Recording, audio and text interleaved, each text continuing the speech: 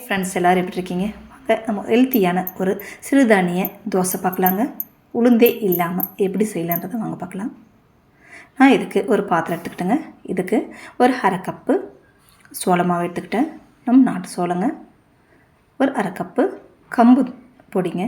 இதெல்லாம் வறுத்ததுங்க. ஒரு அரை கப்பு கேழ்வரகு பொடி, கொஞ்சமாக நான் ஆட்டைப்பொடி எடுத்துருக்கேன். அது தேவையான அளவு உப்பு சேர்த்துக்கிட்டேங்க. நம்ம தண்ணி ஊற்றி இனி தோசை பதத்துக்கு கரைச்சி எடுத்துக்கலாம். அதிக தண்ணி ஊற்றாதாங்க, நான் மீடியமாக கொஞ்சம் கொஞ்சமாக ஊற்றி கரைச்சி எடுத்துக்காங்க. நான் இந்த பதத்துக்கு கரைச்சி எடுத்துக்கிறேங்க. இது தோசை பதத்துக்கு கரெக்டாக இருக்குங்க. இனி நம்ம இதை மூடி ஒரு ஓரமாக வச்சுட்டு இதுக்கு தேவையான ஒரு தாளிப்பு தாங்க எடுத்துக்கலாம். ஒரு வெங்காயம், ஒரு பச்சை மிளகாய், கறிவேப்பிலை, ஒரு கேரட்டு துருக்கி வச்சுக்கிறேங்க. இதை தாளிச்சிக்கலாம்.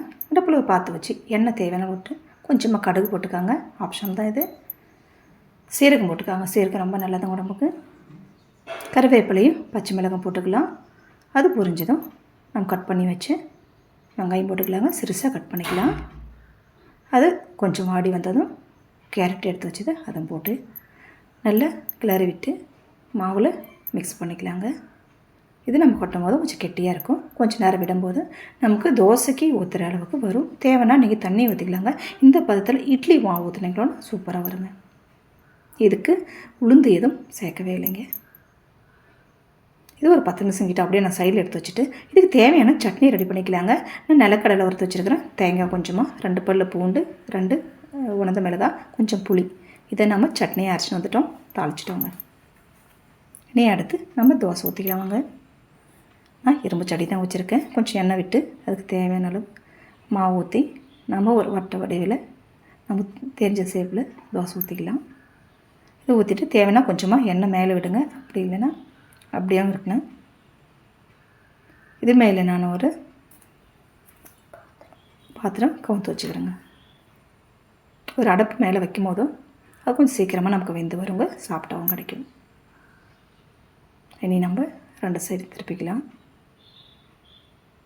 ஈஸியாக வருங்க, பயப்படாதீங்க. அவ்வளோ சாஃப்டாக இருக்கும்.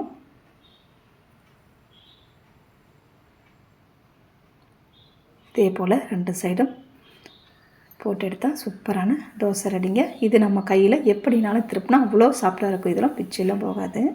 அவ்வளோ நல்லாயிருக்கும். நல்லா டேஸ்ட்டாக இருக்கும். ஹெல்த்தியானதுங்க. சின்னவங்கலேருந்து பெரியவங்க வரைக்கும் சாப்பிட்ற ஒரு ஹெல்த்தியான சிறுதானிய தோசைங்க. கேரட்டும் ஆட் பண்ணியிருக்கோம் இது கூட. இதுக்கு தேங்காய் சட்னியும் நீங்கள் எந்த சட்னி வச்சாலும் அவ்வளோ டேஸ்ட்டாக இருக்குங்க. இது நீங்கள் வீட்டில் செஞ்சு பாருங்கள். பிடிச்சிருந்தா வீடியோ கூட லைக் பண்ணுங்கள்.